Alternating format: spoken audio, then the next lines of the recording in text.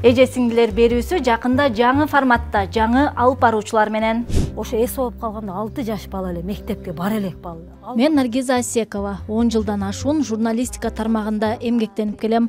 Айымдарга карата зордук, зомбулукту, айыл аймактардагы көйгөйлөрдү, келиндердин турмушун чагылдырып, жаңы конуштардын маселесин көтөргөм. Мен Айпери Ганажан кызы, журналист. Акыркы 4 жылда айылда жашап, ал жактагы турмушту блог аркылуу көрсөтүп келдим. Эже сиңдилер берүүсүндө айымдардын коомдук абалы, өзгөчөлүгү, өксүгү тууралуу баарлашабыз, сырдашабыз, эже сиңдилердин сырын ачабыз. Биздин көрсөтүүдө аймактарды кыдырып, кыргыз айымдарынын турмушун кызыктуу чагылдырабыз.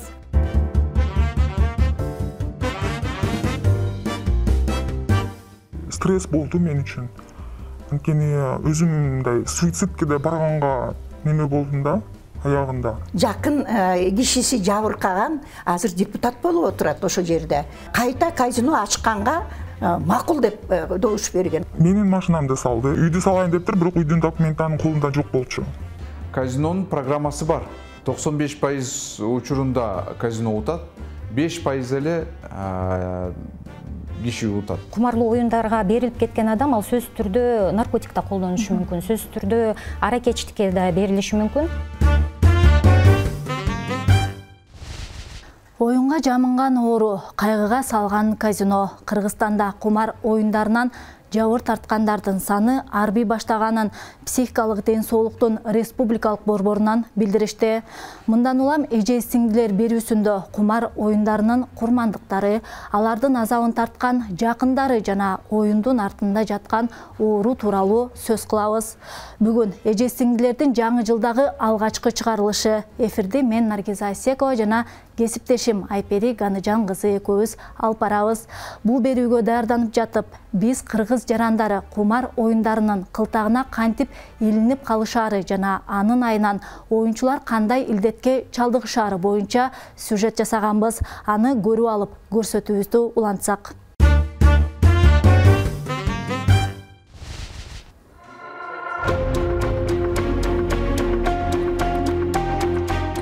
Кыргызстанда кумар оюндарынын түрү бар. Оюн автоматтары, онлайн казино жана карта оюндары. Кыргыз жарандары үчүн кумар оюндарынын бардык түрүнө тыюу салынганы менен айрым мекендештер жылчыктап ойноп келишет. Бирок бул оюндун артында олуттуу оору турат. Аны лудомания деп аташат. Кумар оюндарына байланып калган адамды психикалык ден соолуктун республикалык борборунда дарылашат. Кумар оюндарынан бир гана чоңдор эмес, өспүрүмдөр дагы жапа чегип жатышат дейт дарыгер Тинатин Сагынбаева. Мальчик 17 лет, пришли вместе с родителями, параллельно у него просто было... 17 жаштагы бала ата-энеси менен келген.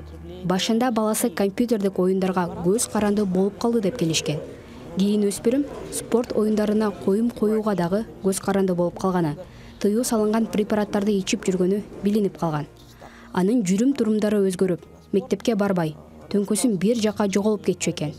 Бейтап бизде 2 айдай көрүнүп, бирок кийин келбей калды. Учурда анын абалы тууралуу кабар жок. Так сказать, лечение здесь оно добровольное, особенно для несовершеннолетних. Дарыгердин айтымында лудоманияга чалдыккан бейтаптарга медициналык билими бар психотерапевттер гана жардам бере алышат.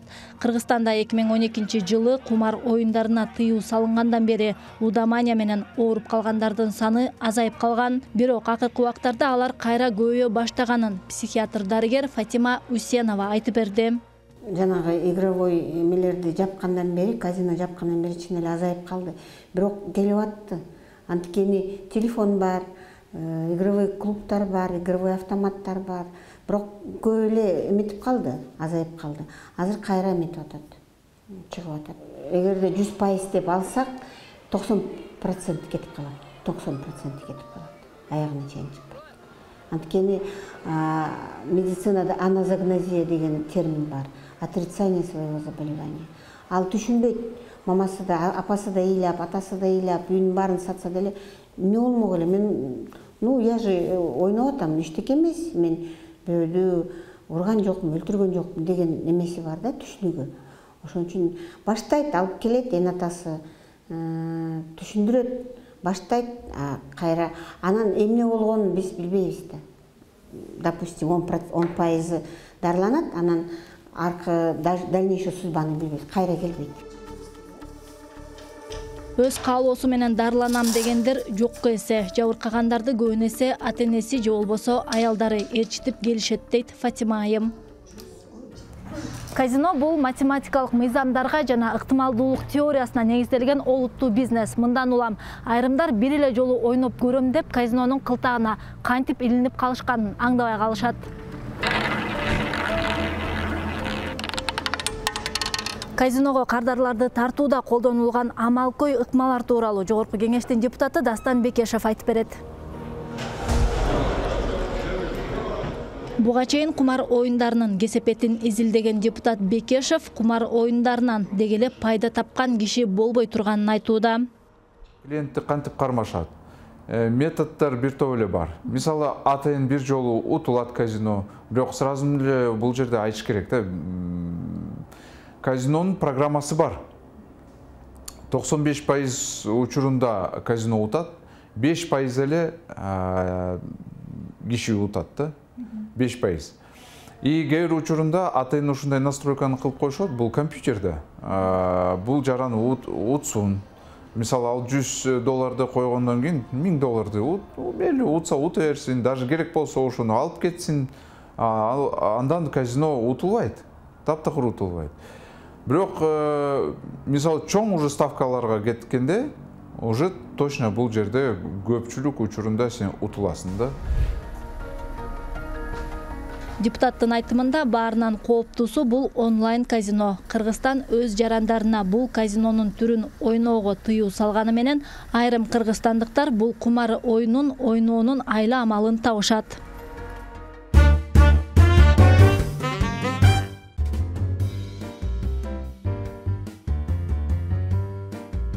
Дал ушул көйгөйдү талкуулоо үчүн биздин студияда конокторубуз бар. Алардын бири Сезим кризистик борборунун негиздөөчүсү. Буга чейин кумар оюндарына кабылган тагдырларга көп болуп, аларга жардам берип келген Дүбүсара Рыскулова. Жолдошу кумар оюндарына кирип, алардын азабын тарткан Алтынай. Белгилүү себептер менен атын өзгөртүп койдук. Жана психолог Светлана Шуралиева студиябызга келип бергениңиздер үчүн ыраазычылык билдиребиз. Эмесе биринчи сурообуз ушу Алтынай айым сизге болсун. Биздин билишибизче сиз жолдошуңуз менен 7 жыл түтүн булаткансыз. Анан ошол 7 жыл аралыгында сиз жолдошуңуз кумар оюндарына байланып калганын, ойной баштаганын качан байкап баштадыңыз? Мен буга чейин негизи көп нерсе байкачу эмес экенмин. Көрсө биз экөөбүз үйлөнгөнгө чейин ойноп жүрчү экен. Аны мага айткан эмес, мен деле мындай маани берип деле көңүл бурган эмесмин чынында. Андан кийин бир 8 жок 5 жылдан кийин жок 7-жылы байкап калдым. Анткени түнчүндө жоголуп кетет. Үйгө келбейт, эртең менен келет. Сурасам, жумуштарым менен дейт, макул деймин. Өзүм да күнү иштечимин. Үйгө келет. Анан сурасаң эле ушунча эле күнүгө эле жумуш, бирок акчасы жок. Ар дайым эле акчасы жок болот. Анан бир күнү келип эле утуп келген окшойт да, 3000 сом көргөзөт. Мен иштедим, түнү менен 3000 сом таап келдим деп. Мындай бетиң ыргытып, мындай чоң достижение кылгандай да.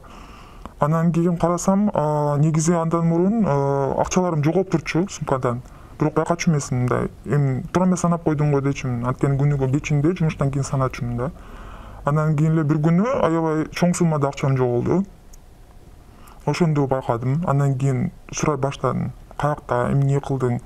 Десем эле, берем да, ошо мындай профессиональный алдамчы болуп калышат экен да. Мындай ишендирип айтат ар дайым. Ишенесиң, анткени жолдошуң да. Ошо анан абдан көп уруша баштадык. Бирибизди түшүнбөйбүз, жардам бербейт, качып калат экен үйдөн. Айтсаңыз, ошо түтүн булаткандан кийин 7 жылдай жашап, анан ошо акыркы жылы гана байкап баштаптырсыз, жолдошуңуз ойноп баштаганын. Анан ушул ажырашууга эмне түрткү болду? Мындай акыркы бир кадамы кандай болду? Акыркы окуясы кандай болду? Эмне себептен улам ошол эки жолго түшүү чечимин кабыл алдыңыз? Негизи буга чейин анда машина, менде машина бар болчу. Өзүнүн туруп эле машинасы жок болуп кетти. Сурасам, саттым деди, макул дедим. Андан кийин бир күнү машина алып келди, көрсө ал деген ошо машинасын өзүнүн полный салыптыр акчасын бардыгын. Андан кийин машина алып келгени бул арендага алыптыр машинаны. Ал арендага алып, аны иштетип жүрүп, ал арендованный машинаны дагы салыптыр. Андан кийин уже немелер келе баштады. Хозяин келет да. Келип анан доолай баштады. Үйгө бирөөлөр келет, кылдатат, антет. Мен деле мындай маани берген жокмун чындыгында. Андан кийин менин машинамды салды. Менин машинам салганда уже мен машина менен жүргөндө сурадым да, кана менин машинам десем, жакта биякта деп эле ушинтип 2 ай өттү. Аягында уже чыдабай калдым, анда жумушта иштечү. Жумушуна чала баштадым. Улам трубканы кусун коп коюп, анан кийин жумуштун уже өзүнүн справочныйында жумушуна чала баштадым. Жумушуна чала баштадым, анан аягында директор урушуптур, эмне болуп атат депчи. Анан ошондо чалып сурасам, ошондо айтты, мен деген аны ломбардка салып койгонмун деп. Анан ломбардтан өзүм чыгарам десем, адресин да берген жок, эчтекесин берген жок. Бирок баланын ошо ломбардта иштеткен баланын акчасын, номерин алдым. Номерин алып, ал менен жолукканга сүйлөштүм. Кечинде келеткен, кечинде жолугабыз дедим, макул дедим, кечинде чыгып, ал менен сүйлөштүм.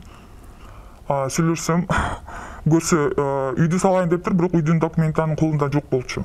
Үйдү салайын дептир, ошо үйдөн холодильник сатылыптыр, телевизор сатылыптыр. Менин алтындарым бар болчу, сөйкө, шакек, бүт ошолордун баары сатылыптыр. Анан машинамды чыгарып атканда айтат, мен бир аз мындай айтканда скидка кылып берейин деп, бир аз чуть-чуть акчасын түшүрүп, бирок полный холодильникте машинаны баардыгын чыгарып алдым өзүм. Алтынай айым, айтсаңыз, ошол учурда акыркы сизде азыр мурунку жолдошуңуз деп айтып атабыз да, ажырашам деген чекитти сиз өзүңүз качан койдуңуз жана ошого чейин анын психологиялык абалы кандай болду эле, өзүн кантип алып жүрдү эле? Өзүнүн психологиялык абалы, алар деген мындай айча айтканда, мындай шизофреник сыяктуу да, өзүнүн измерениясы болот экен алардын. Анткени мынтип айтканда жанында туруп ыйлайсың, сурайсың, күлөсүң, мындай алдап сурайсың, алдабай сурайсың, бирок мындай сыртка чыкпайт экен алар. Аракет кылдым, жакшы эле балдарды көргөзүп, экөөбүз жашайлык, балдар үчүн жашайлык деп аракет кылдым. Бирок баары бир экен.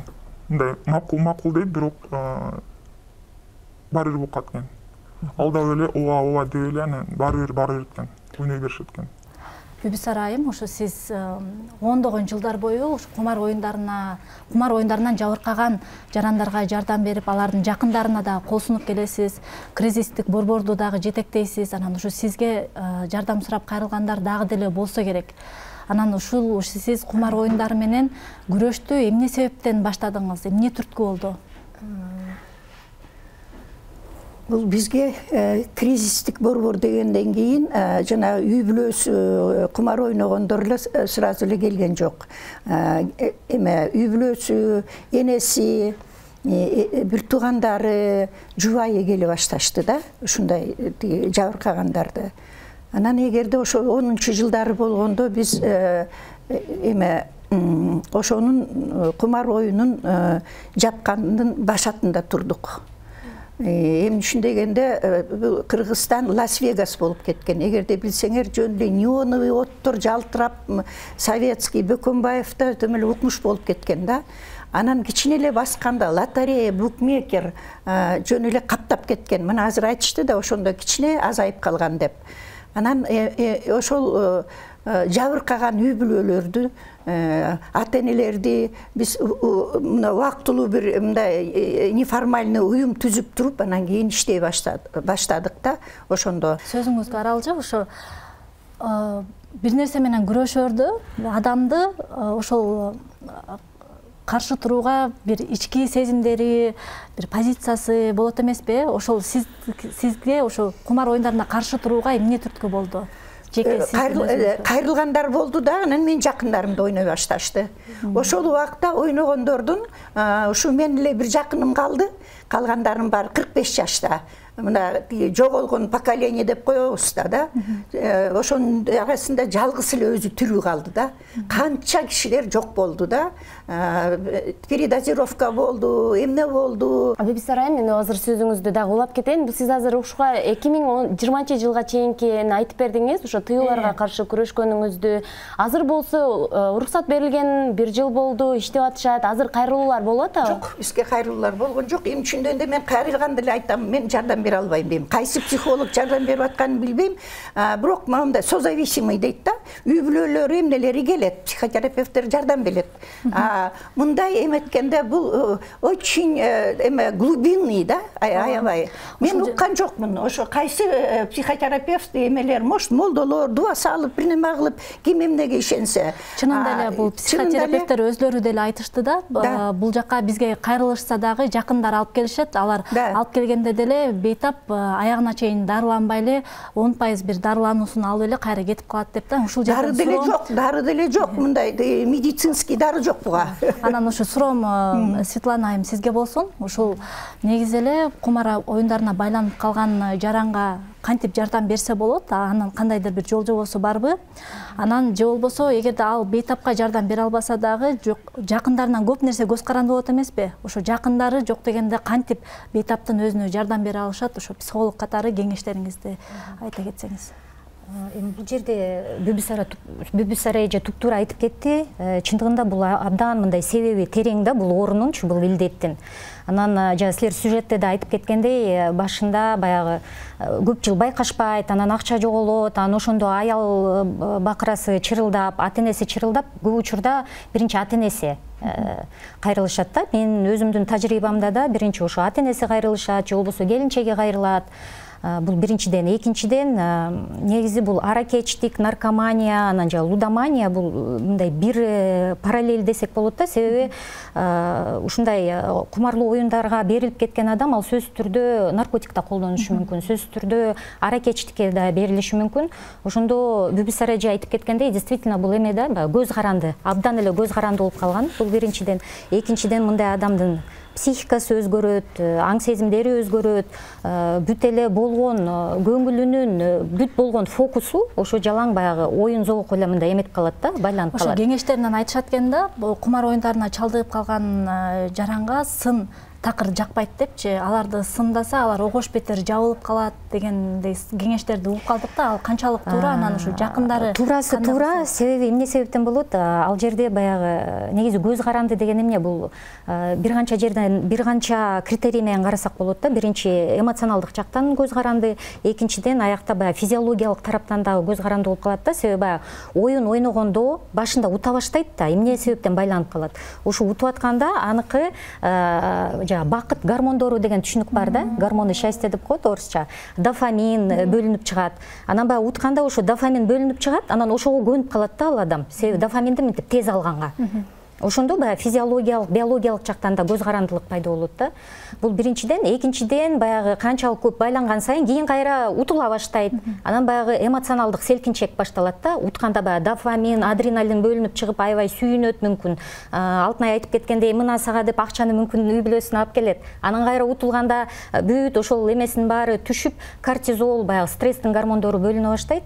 Ошентип атып, бүт эмоционалдык стабилдүүлүк жоголот да мындай адамдачы. Өзүнүн эмоциясын башкара албай калат, өзүнүн эркин башкара албай калат. Анан албетте жакындары эмнеге антип ойноп атасың, эмнеге мындай кылып атасың десе, ачуусу келет, өтө мындай таарынчак, ачуусу тез келген, ушундай адам болуп калат да. Светлана айым, айтсаңыз, уже сизге кайрылып атышат да адамдарчы, жакындары кайрылып атат, туугандары кайрылып атат, сиздер ошондо кайсы методика менен иштеп жардам бересиздер? Эми көп кайрылып атат деп айта албайм. Мен өзүмдүн тажрыйбамда 2 кейс болгон. Биринчи кейсинде апасы кайрылды, биринчи.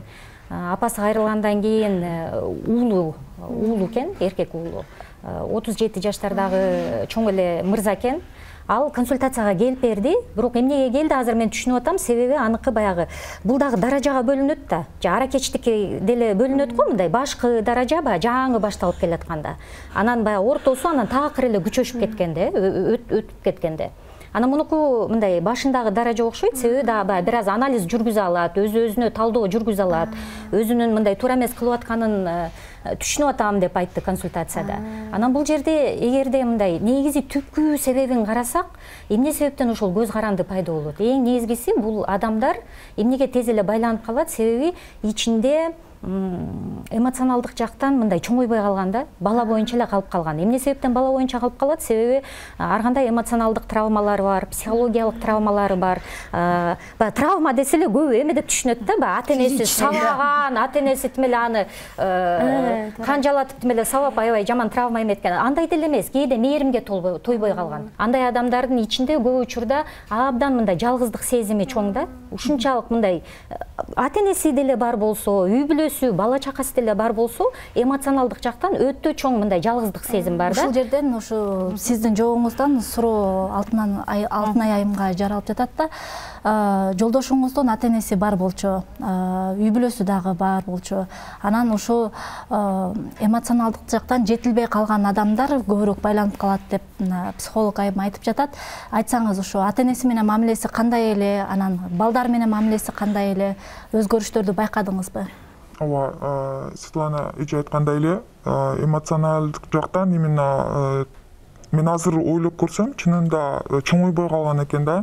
Ата-энеси мындай мээрим берген деп айта албайм. Анткени ата-энеси муну кылганга болбойт, тигини кылганга болбойт деп мен мындай жашап жүргөндө байкап жүргөнмүн да. Карасам ошо чоңойбой калган экен да бала. Эмоционалдык жактан мындай тойгон эмес, эч нерсеге тойбоптур да, анан бат берилип, бат сынып калган деп ойлоймун да. Ойлоп жүрдүм, бирок аягында уже мындай билбейм, көп энергиям кетип калды чынында. Анан ата-энесинен эмес, именно туугандарынан, бир эжесинен жардам сурадым. Экөөбүз жакшы мамиледе болчубуз. Анан сурадым, ушинтип иниңиз ойнойт экен, ушинтет экен десем, анан эртең анда апасынын атасын алып келем деди, бирок апасы келген жок. Атасы келди. Атасы келгенден кийин атасына айттым. Бардыгын ушундай десем, атасы канча адамга канча карызсың, мага жазып бер деди. Макул деди. Бирок аягында уже мындай кайнатам деле унчукпай туруп кетти. Эжеси да унчукпай туруп кетти. Мен ошол проблема менен өзүм калып калдым. Анан жолдошум ишке чыгып кетти, келгенден кийин сен күнөөлүүсүң деп айтты. Ушунун бардыгына сен күнөөлүүсүң. Ойногонума да сен күнөөлүүсүң, ошол оюнга барганга да сен күнөөлүүсүң. Ошондо аягында мен өзүм ошонун проблемасы менен мен өзүм жалгыз калып калдым. Ошо сиз кол көтөргөн учурлары да болду дедиңиз. Кол көтөргөн учурлары эми аябай көп болду. Кошуналар деле укса керек. Бирок эч ким мындай келбейт экен. Бирок кол көтөрдү, аябай сабады деп да айтпайм, бирок 1-2 жолу кол көтөрдү. Азыркы тапта ошо жолдошуңуз боюнча сизде кабарыңыз барбы? Ал дагы деле ойнойбу же токтотуптурбу? Анан албетте бул окуя сизге деле эмоционалдык жактан чоң таасир этти да.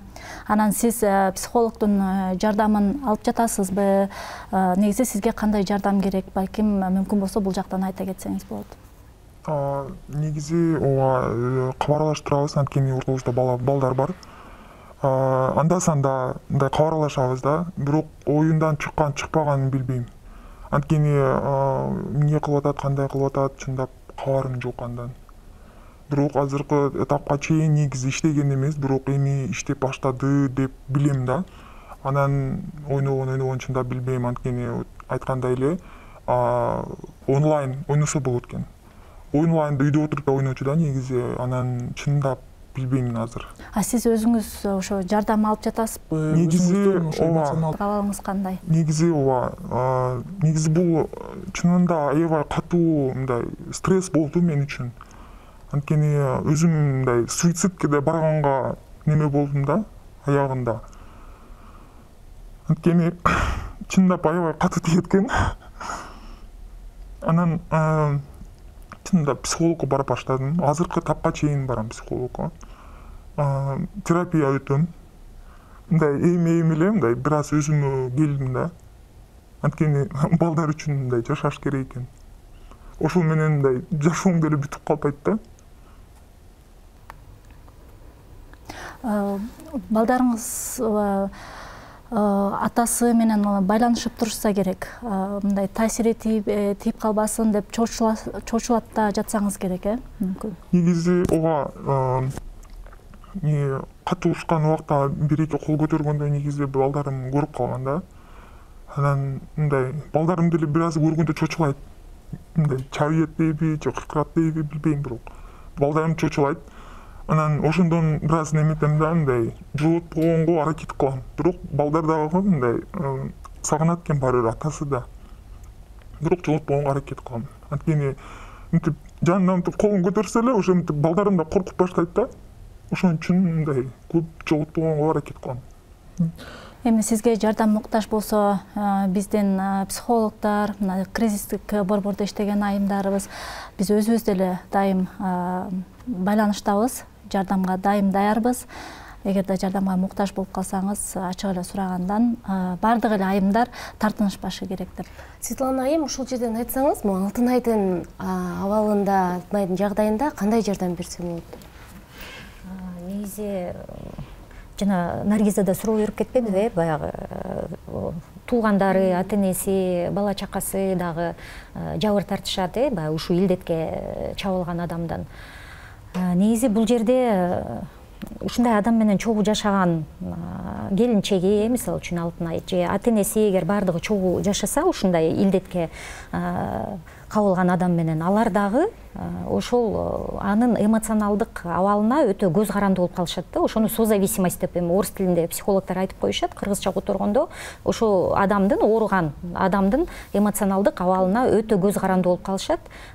Биринчиден, экинчиден өтө ичинде жанагы мындай тынчтык болбойт да, баягы каяка кетти, эмнеге кетти деп дайым мындай тревога болуп турат да. Демек, эң биринчи кадам ошол нерсени менин оюм боюнча биринчиден мындай коомго билим жетпей атат да. Кандай критерийлери бар, кантип аныктаса болот, ошол биринчи аныктама берилгенден кийинки кадам кандай болуш керек, кайсы коомдорго, кайсы мекемелерге кайрылыш керек. Ошондо байкагандан кийин эң негизгиси ар бир эле адам, мисалы үчүн Алтын ай, сөзсүз түрдө баягы психологко кайрылыш керек да. Эми биз тамагыбыз ооруганда деле лорго барып көрүнүп атпайбызбы? Тишибиз ооруганда стоматологко барып көрүнүп атабыз. Бул жерде деле үй бүлөдө ушундай үй бүлөнүн эмеси ооруп атат да, көңүлү ооруп атат. Гүлсара айым, ушу суроом сизге болсун. Сиздин тажрыйбаңызда аябай көп окуялар болгон буга чейин. Анан Кыргызстанда 2012-жылы тыюу салынгандан кийин деле ушул лудоманияга чалдыккандар арбын болушту деп айтып калышат. Анан ошо кыргыздар кайсы түрүн, кыргыз жарандары кайсы түрүн көбүрөөк ойношот? Кыргыз жарандары жана лото деп коет. Трейд, мрейд азыр деле ойноп атышат. Анан эме деп коет, букмекер деп коет. Анын артында эле жанагындай эле эме оюн турат да. Анан ага кичине аз акча менен кирсе болот. Жаап койгондон кийин деле иштеп атты. Анан мага бир кишилер айтышты, эгерде мен колума берсем, мындай бул жерде жанагы правоохранительный уюмдар делишип атышты. Биз кармап келип туруп, мына могул эметип атты. Аял 5 баласы менен ыйлап келди да. Анан барып кармадык. Кармагандан кийин баары тиягынан чыгып кетишти. Первомайскийге алып бардык, биягынан чыгарып жиберишти. Бул эми айтат, запрет менен көп нерсе чечилбейт дейт. Кээ бирде запрет менен деле чечилет да. Анан кийин бул азыр кайта эле жанагындай гүлдөп баратат. Анан биздин алакандай элибизге башка көйгөй деле жетишет да. Бул берүүнү даярдап жатып, биз Борбор Азия өлкөлөрүндө дагы абалга көз чаптырдык. Кумар оюндарына мамиле, тартип коңшу өлкөлөрдө кандай болду экен, көңүл бурсак. Борбор Азия өлкөлөрүндө кумар оюндарына мамиле ар түрдүү. Алсак, Казакстан жарым-жартылай тыюу салып, айрым аймактарындагы кумарканаларды легалдаштырган. Бул өлкөдө кумар оюндары боюнча талкуу болуп, тыюу салуу керек деген чакырыктар менен катары экономикалык ишмердиктин бир түрү деп актаган талкуулар жүрүп келет. Казинолордун ишмердүүлүгүнө Тажикстан менен Өзбекстандын мыйзамы тыюу салат. Бирок көмүскөдөгү кумарканалар иштеп жатканы айтылып келет. Анткени менен онлайн форматындагы кумар оюндары, аларды жарнамалоо Борбор Азия өлкөлөрүндө, анын ичинде Кыргызстанда толук көзөмөлгө алынган эмес. Кыргызстанда казино ишмердүүлүгүнө уруксат берилгенине 1 жыл болду. Мыйзамга ылайык кумар оюндарын ойнотуучу жайларга кыргыз жарандары жана 21 жашка чейинки чет өлкөлүктөр киргизилбейт деп айтылган. Расмий маалыматтарга таянсак, жыл башынан бери Кыргызстанда чет өлкөлүктөр үчүн ачылган 2 казино иштеп жатат. Жалпысынан өлкө аймагында 839 оюн автоматтары болсо, анын 607си Бишкекте, 100ü Ошто, Чүй облусунда 116 жана Жалал-Абадта 16 бар экени айтылат. Бүбүсар айым айтсаңыз, ошол биз депутат Дастан Бекешевден интервью алып жатканда ал киши айтты эле да, азыр кыргыз жарандары үчүн эң кооптусу бул онлайн казино деп. Анткени көптөрүнүн экинчи жарандуулугу бар. Анан онлайн казинодо алар ошол экинчи жарандуулугун көрсөтүп коюп эле ойной беришет, эч бир тоскоолдуксуз депчи. Ушул боюнча сизге суроом, ошо кыргыз укук коргоо органдарына сиз кайрылып көрдүңүз беле? Сизден уюм же болбосо сизден ошол жанагы демилгелүү топ мына ушундай тобокелдиктер бар, аларды мындай тыйсак болот, мынтип бөгөт койсок болот деген кайрылуулар болду эле, жана ага кандай жооп алдыңыз эле? Кайрылуулар көп эле болгон. Анан ал эмес, ошол биздин аз жаныбызда жүргөн жакын кишиси жабыркаган азыр депутат болуп отурат ошол жерде. Анан тилекке каршы ошол депутат кайта казино ачканга, эми атын айтпай эле коеюн, укса өзү түшүнөр, ачканга макул деп добуш берген. Бүгүнкү берүүбүз дагы соңуна чыга баштады. Суроом ушул Алтынай айым сизге болсун.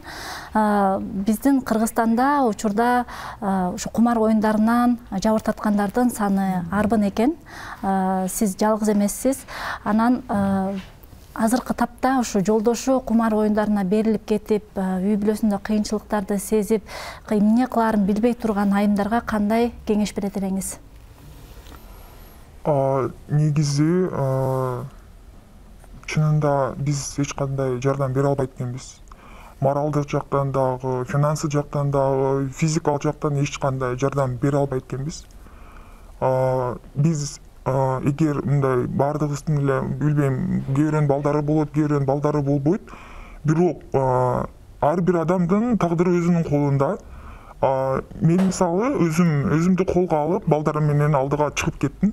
Анткени психологдорго барып, терапиядан өтүп, ошондо кана өз калыбыңа келбесең, негизи өзүң алдыңча калыбыңа келе албайт экенсиң. Айтарым ошо, психологдорго кайрылыш керек. Алдыга жылыш керек.